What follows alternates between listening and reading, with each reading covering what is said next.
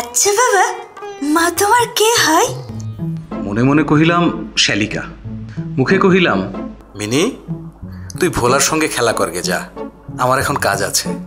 সে তখন আমার লিখিবার টেবিলের পাশে আমার পায়ের কাছে বসিয়া নিজের দুই হাঁটু এবং হাত লইয়া অতি দ্রুত উচ্চারণে আগডুম বাগডুম খেলিতে আরম্ভ করিয়া দিল।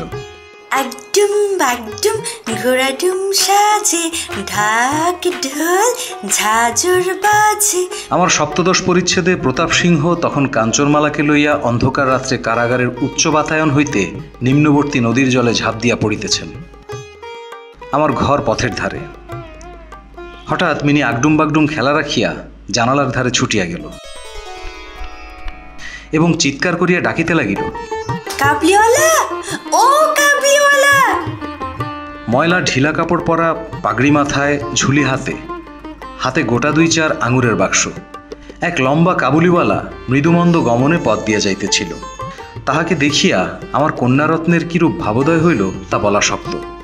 তাহাকে ঊর্ধ্বশ্বাসে ডাকাডাকি করিতে আরম্ভ করিয়া দিল, কাবলিওয়ালা, ও কাবলিওয়ালা!